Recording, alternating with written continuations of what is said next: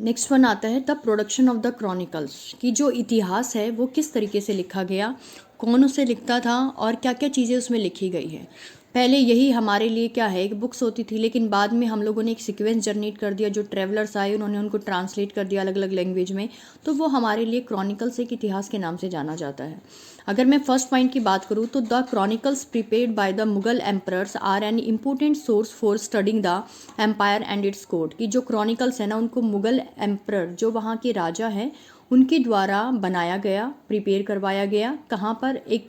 किताब खाना होता था, एक स्पेशल ऐसा प्लेस जहाँ पर बुक्स के बारे में ही उनके बारे में लिखना, उन पे पेंटिंग करना, उनकी चीज़ें मतलब एक तरीके से उनको बाइंड करना, ये सब कुछ वर्क वहाँ किया जाता था। और ये कहीं ना कहीं मुगल दरबार के जो कोर्ट है, दरबार है, उसके बारे में हमें lots of the information provide करता है। इसके अलावा their objective was to tell people, और कहीं ना कहीं उनका जो मेन उद्देश्य था वो क्या था, लोगों को बताना that who oppose the Mughal rulers, की मुगल राजाओं के अगेंस्ट कौन था, दे वर डेफिनेटली फेल, और किस तरीके से मुगल एम्परर उनको कहीं ना कहीं हरा देते थे और प्रॉपर तरीके से कैसे रूल करते थे उनके बारे में हम लोग देखेंगे। The rulers wanted that there was an account of their rule for their heir, और कहीं ना कहीं वो ये भी चाहते थे कि आने वाले जो उत्तराधिकारी है, मतलब उनकी डेथ के बाद जो नेक्स्ट रूलर बनेगा, वो भी कहीं ना कहीं ये बता सके, ये जान सके कि उनके फादर ने किस तरीके से वहाँ रूल किया था। और आने वाली जो पीढ़ियाँ हैं वो टाइम टू टाइम इस तरीके से ये अपनी बुक्स को अगर अपडेट करते रहेंगे तो एक टाइम ऐसा आएगा कि जो मुगल एम्पायर है वो काफ़ी दूर तक स्प्रेड हो जाएगा,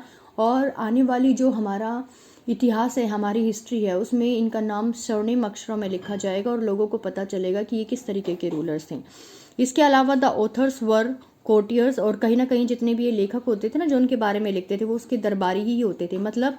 जिस टाइम पे दरबार लगता था, राजा वहाँ पर कोई भी चीज़ पे डिस्कशन कर रहा होता था, उस टाइम वो प्रेजेंट होते थे और उन सब चीज़ों को देख कर वो ये सब कुछ प्रिपेयर करते थे, और बाद में ऐसी ही पिक्चर्स ड्रॉ कर दी जाती थी जैसे वो रियलिटी में वो चीज़ उनके सामने ही हो रही है।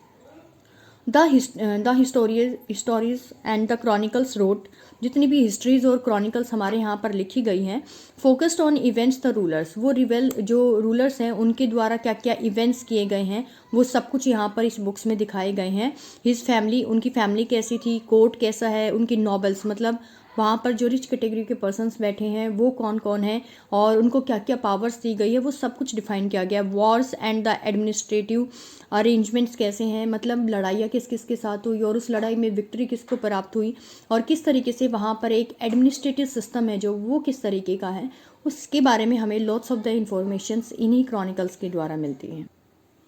नेक्स्ट वन है their title such as the Akbarnama, Shahjahannama, Alamgirnama, मतलब ये title of the Mughal rulers Aurangzeb. इन लोगों ने ना अपने अलग अलग तरीके के टाइटल्स लिए थे। जैसे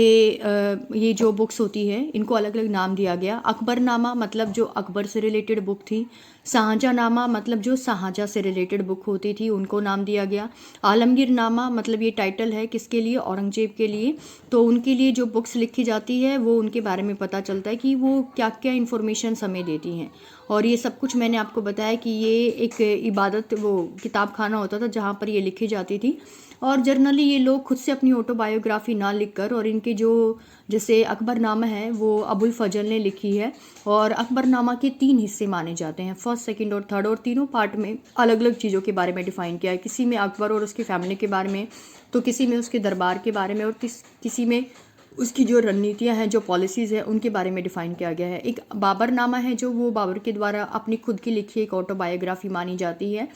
जो शाहजहाँनामा है वो बेसिकली लाहौरी है जो उनके द्वारा लिखी गई थी। तो अलग अलग रूलर्स आपको यहाँ देखने के लिए मिलेंगे जो इस तरीके से वर्क करते थे, क्रॉनिकल्स को प्रिपेयर करते थे, और जो मेन मोटिव था फॉर क्रिएटिंग द क्रॉनिकल्स वो सिर्फ यही था कि भाई हम लोगों को अपनी जो आने वाली जो जनरेशन्स हैं उन्हें इन्फॉर्मेशन देनी है कि हम किस तरीके से वहाँ पर रूल करते थे।